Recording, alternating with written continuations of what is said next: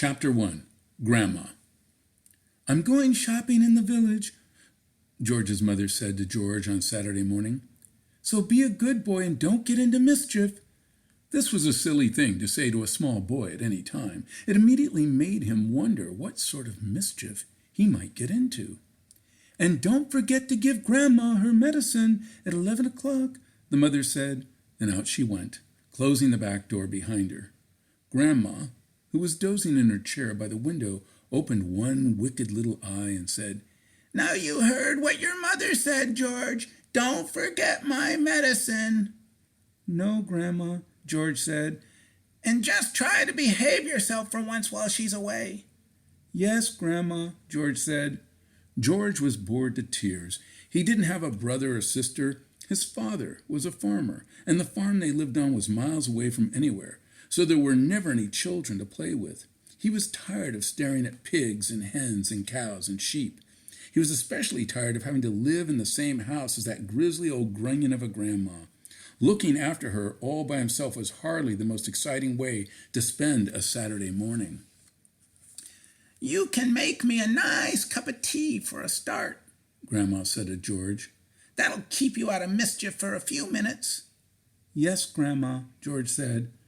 George couldn't help disliking Grandma. She was a selfish, grumpy old woman. She had pale brown teeth and a small puckered-up mouth like a dog's bottom. "How much sugar in your tea today, Grandma?" George asked her. "1 spoonful," she said, "and no milk." Most grandmothers are lovely, kind, helpful old ladies, but not this one. She spent all day and every day sitting in her chair by the window, and she was always complaining, grousing, grouching, grumbling, griping about something or other. Never once, even on her best days, had she smiled at George and said, "Well, how are you this morning, George?" Or, "Why don't you and I have a game of snakes and ladders?" Or, "How was school today?" She didn't seem to care about other people, only about herself. She was a miserable old grouch. George went into the kitchen and made Grandma a cup of tea with a tea bag. He put 1 spoon of sugar in it and no milk. He stirred the sugar well and carried the cup into the living room. Grandma sipped the tea. "It's not sweet enough," she said. "Put more sugar in."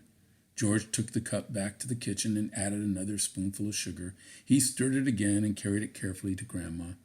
"Where's the saucer?" she said. "I won't have a cup without a saucer." George fetched her a saucer. "And what about a teaspoon, if you please?" "I've stirred it for you, Grandma. I stirred it well." "I'll stir my own tea, thank you very much," she said. "Fetch me a teaspoon." George fetched her a teaspoon. When George's mother or father was home, Grandma never ordered George about like this. It was only when she had him on her own that she began treating him badly. "You know what's the matter with you?" the old woman said, staring at George over the rim of the teacup with those bright, wicked little eyes. "You're growing too fast. Boys who grow too fast become stupid and lazy." "But I can't help it if I'm growing fast, Grandma," George said. "Of course you can," she snapped. "Growing's a nasty, childish habit." "But we have to grow, Grandma. If we didn't grow, we'd never be grown-ups." "Rubbish, boy, rubbish," she said. "Look at me. Am I growing? Certainly not." "But you did once, Grandma." "Only very little," the old woman answered. "I gave up growing when I was extremely small, along with all the other nasty, childish habits like laziness and disobedience and greed and sloppiness and untidiness and stupidity. You haven't given up any of these things, have you?" "I'm still only a little boy, Grandma." "You're 8 years old," she snorted. "That's old enough to know better. If you don't stop growing soon, it'll be too late." "Too late for what, Grandma?" "It's ridiculous," she went on. "You're nearly as tall as me already." George took a good look at Grandma. He certainly was a very tiny person. Her legs were so short she had to have a footstool to put her feet on, and her head only came halfway up the back of the armchair. "Daddy says it's fine for a man to be tall," George said. "Don't listen to your daddy," Grandma said. "Listen to me." "But how do I stop myself growing?" George asked her. "Eat less chocolate," Grandma said. "Does chocolate make you grow?" "It makes you grow the wrong way," she snapped. "Up instead of down." Grandma sipped some tea but never took her eyes from the little boy who stood before her. "Never grow up," she said. Always down. Yes, Grandma.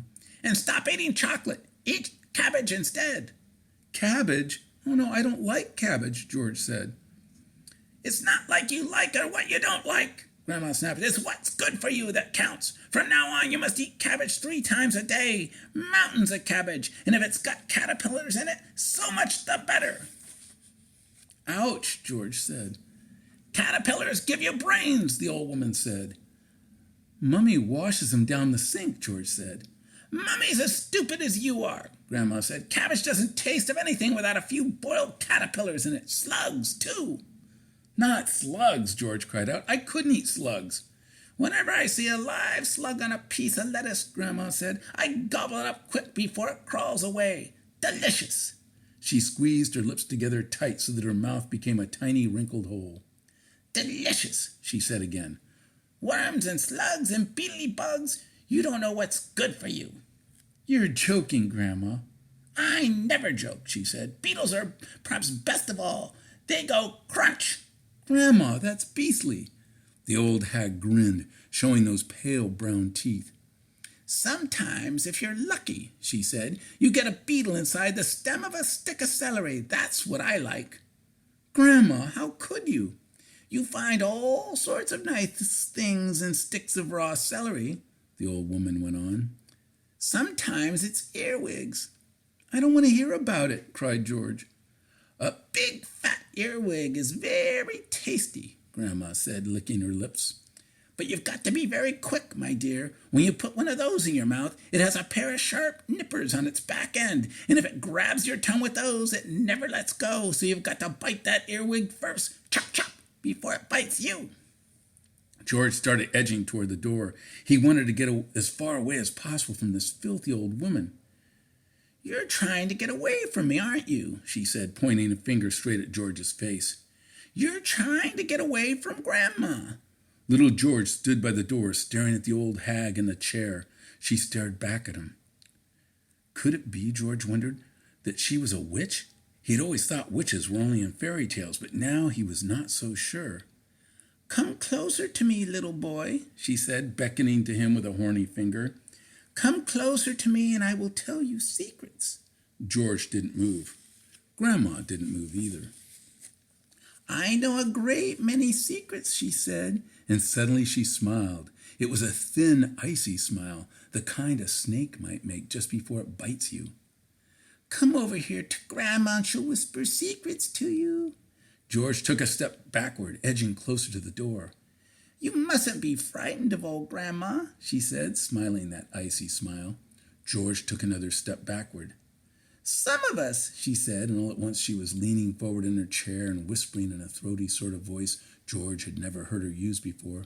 Some of us, she said, have magic powers that can twist the creatures of this earth into wondrous shapes. A tingle of electricity flashed down the length of George's spine. He began to feel frightened. Some of us, the old woman went on, have fire on our tongues and sparks in our bellies and wizardry in the tips of our fingers. Some of us know secrets that would make your hair stand straight up on end and your eyes pop out of their sockets. George wanted to run away, but his feet seemed stuck to the floor. We know how to make your nails drop off and teeth grow out of your fingers instead.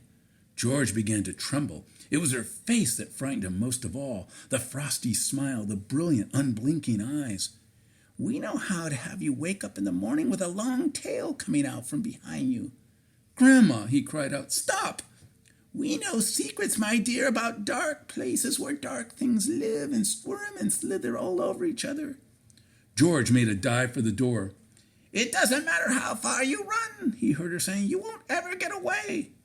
George ran into the kitchen, slamming the door behind him.